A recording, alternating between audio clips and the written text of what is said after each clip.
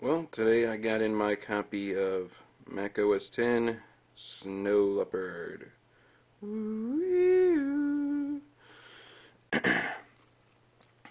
If any of you remember my installation video from about last year, I think it was last year, year before.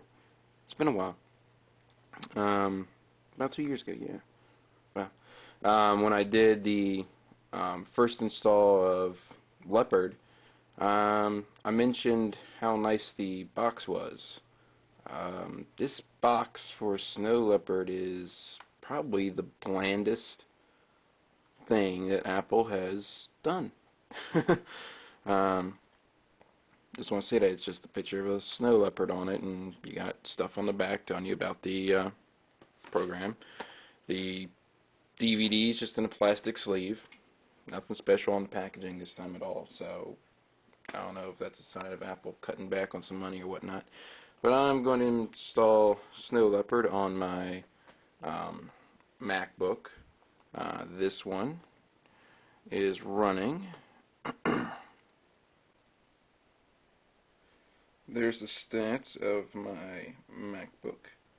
I'm currently running 10.5.8, a 2.16 Intel Core 2 Duo, and a 2 gigs 66 megahertz DDR2. We'll know if you go through and read the links I'm putting over on the side. I've had some issues with Leopard itself, and these are issues not only myself but customers of mine have had, so it's not something I'm just complaining about to be complaining about. There's valid complaints there. And then there's actually some disappointments I have with Apple in general.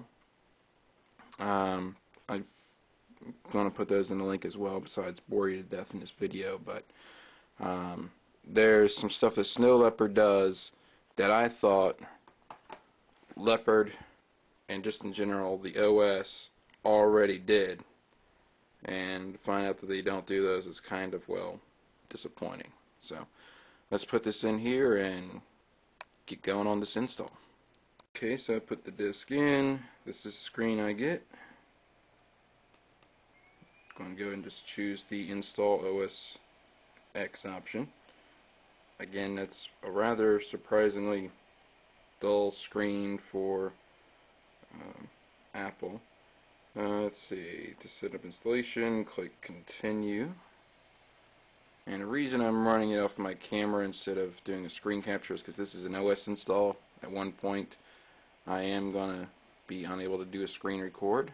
So, will be installed to the Macintosh hard drive. I got a customize button. Let's see what's under there, just for the heck of it. Let's see. Printer support, additional fonts, X11, Rosetta.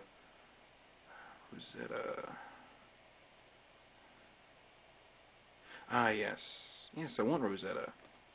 Jeez, oh flip. Rosetta is the program that allows you to run PowerPC apps on Intel Macs. Why this isn't a default option with Snow Leopard on the install is kind of beyond me.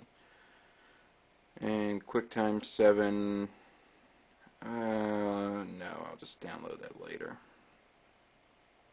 because I think there's actually a newer one going to be out there by the time I decide to actually use QuickTime. And printer support, I want all available printers. And we're going to go to OK. And install. Are you sure you want to install OS X? Click install. Okay, install. And it wants my password. So, okay, so after giving it my credentials, it starts the install process. Installing the Mac OS X drive. Installing Mac OS X on the hard drive, Macintosh hard drive. Remaining time is 45 minutes. Okay. So this gives me some time to sit here with you and go over all the wonderful features of Snow Leopard. Okay, so in the little guide we got the typical little how to install Leopard thing. We already figured that out. It's not that hard. It's a Macintosh. They changed some things with Expose. Basically, it's now integrated into the dock. You just click and hold application icon, and it's going to show application windows that are open and display them in a nice grid. You can zoom in with a space bar. Easy drag and drop features because the windows are now spring loaded. I'd have to see exactly what they're talking about because spring loaded sounds like they just bounce, and I thought they already did, but okay. Telling us all about Safari 4, how they've put in the latest and greatest web browser from Apple. Yeah, top websites feature. You can see real quick that they've been updated. As far as I understand, it's based on your favorites. Google suggests full history search. Basically, you can search pages you've already been to. Of course, QuickTime X. Now you can go through, do watching videos better, basically.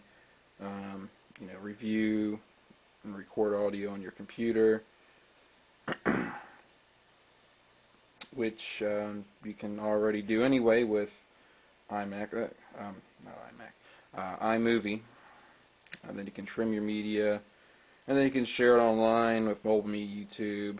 Microsoft Exchange support, basically, what's it, address book, mail, and what is the other one? iCal, that's what it is, iCal. Now actually integrate with Exchange.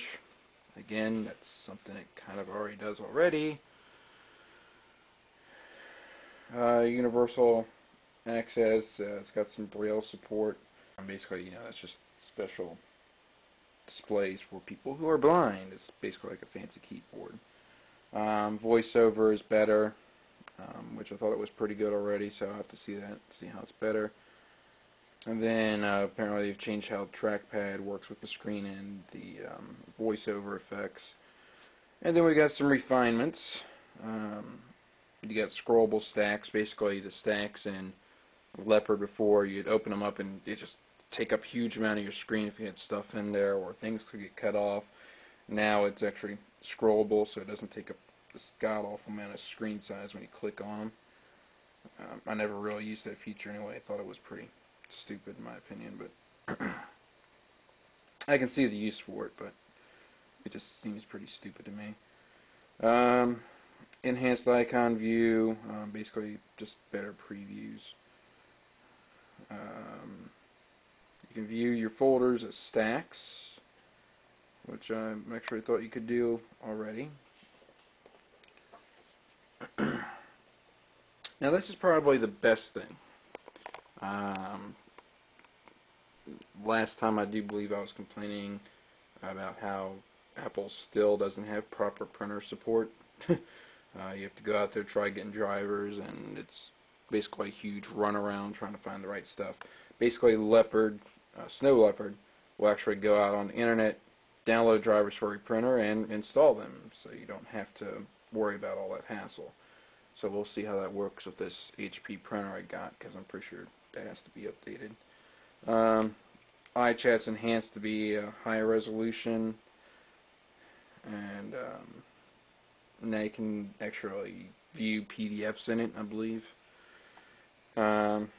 Apparently there's better PDF text selection in the quick viewer, and everything else here is what I've gone over. Now, oddly enough, for some reason, in that little booklet, they do not mention the inclusion of a program called Grand Central. I shouldn't say it's really a program, but it's kind of built into the operating system. That basically handles how programs are switching between the cores of the processor. This is great if you have a multi-core Mac, which if you're installing Snow Leopard, chances are you're putting it on one. So putting it on OS 10, basically, if you have two programs open, one should take one core, one should take the other core, and share, the load of the CPU instead of just hogging one core like before. I was just talking about Grand Central Dispatch, and it seems to be the only thing I've found on the product itself here. It describes it as on the back of the case.